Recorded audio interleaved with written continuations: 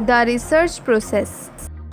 Research process has 6 steps. The first is choose topic, then research question, then we design the study, collect and analyze data, interpret data and then inform others.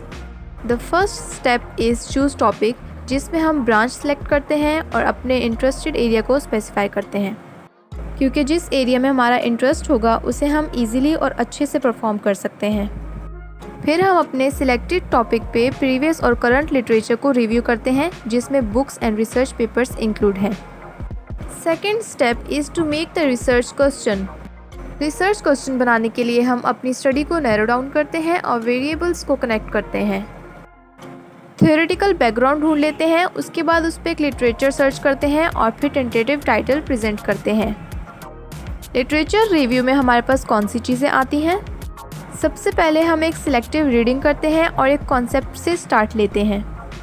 उसके बाद हम related researches करते हैं, जिसमें experimental researches, methodological evidences और indigenous literature शामिल हैं। Where to find literature? There are many sources like books. इसके अलावा हम ब्रॉडर पर्सपेक्टिव को देखते हुए भी अपने इंटरेस्ट के टॉपिक को फाइंड आउट कर सकते हैं। फिर हम अपने टॉपिक पे कॉन्सेप्चुअल फ्रेमवर्क बनाते हैं और डिफरेंट आर्टिकल्स के रेफरेंसेस को फाइंड आउट करते हैं, जो कि हमें लिटरेचर में हेल्प करते हैं। Here are few examples. इसके अलावा हमारे पास एक ऑप्शन गूगल स्कॉलर का होता है। गूगल स्कॉलर पर इस तरह से हम डिफरेंट स्टफ को रिसर्च कर सकते हैं।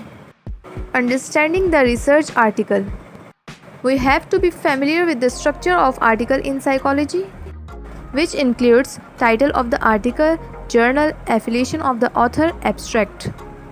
रिसर्च आर्टिकल में first of all we have introduction, जिसमें हम प्रीवियस स्टडीज़ को प्रीव्यू करते हैं। The second step is methodology, जिसमें we have objectives, sample, instruments, operational definitions, procedure, then we have results, discussion, limitations and future suggestions. For the article reviewing procedure, article reviewing का procedure ये है कि abstract को एक दफ़ा carefully overview कर लेना चाहिए, आर्टिकल के मेन पॉइंट्स को स्किम करना चाहिए और आर्टिकल को डिटेल में रिव्यू करना चाहिए। Design study. To design study these are the necessary steps, which are objectives, hypothesis, operational definition, strategy of the research, research methodology, sample और participants, section of the instrument, permissions from department, instruments, institutions, ethical considerations. To collect and analyze data for research, to form the booklet, informed consent and questionnaires, analyze the data with specific tools.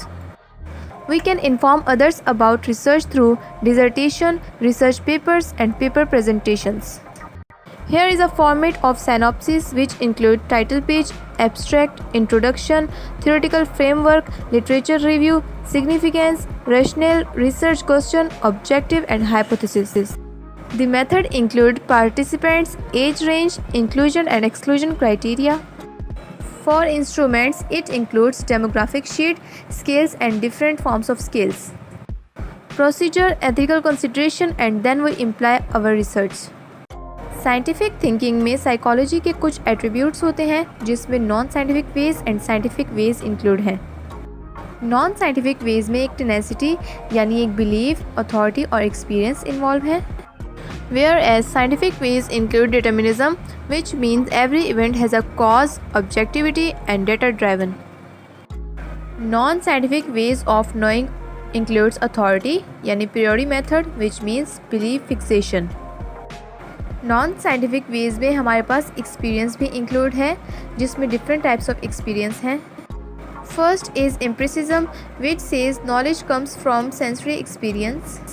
The second is social cognition bias, यानी biased pattern of thinking about others. Belief preservance, a tendency to maintain a belief even it's wrong. Confirmation bias, interpreting evidence to expectations, यानी हम evidence दे रहे होते हैं अपनी expectations को देखते हुए. Then ability heuristics, make a decision based on an example or information. Scientific ways of knowing include determinism, जिसमें साइंटिस्ट कहते हैं कि all events have causes. Objectivity, जो कि तब आती है जबकि more than one observer एक चीज़ को वेरीफाई करे. डेटा ड्राइवन, जिसमें साइकोलॉजिस्ट कहते हैं कि बिहेवियर से रिलेटेड कंक्लूजन्स कलेक्टेड डेटा से सपोर्ट होने चाहिए। एम्पिरिसिज्म, जिसमें हमारे डायरेक्ट ऑब्जर्वेशंस और एक्सपीरियंस इन्वॉल्व होता है। एक एम्पिरिकल क्वेश्चन वो क्वेश्चन होता है जो कि ऑब्जेक्टिव ऑब्जर्वेशंस के थ्रू आंसर किया जा सकता है। Creative thinking in science, unrelated ideas जिसमें मीनिंगफुल कनेक्शंस बनाते हैं, for example nonsense syllables maze. Can psychology be a science? There are 3 reasons जो कि इस बात को प्रूव करते हैं कि साइकोलॉजी साइंटिफिक कैटेगरी में फॉल नहीं करती। First is psychology is a soft science, इसमें hard science like physics and chemistry involve नहीं है। साइकोलॉजी एक ऑब्जर्वर को ऑब्जर्व से अलग नहीं कर सकती, इसलिए ये इनहेरेंटली सब्जेक्टिव है।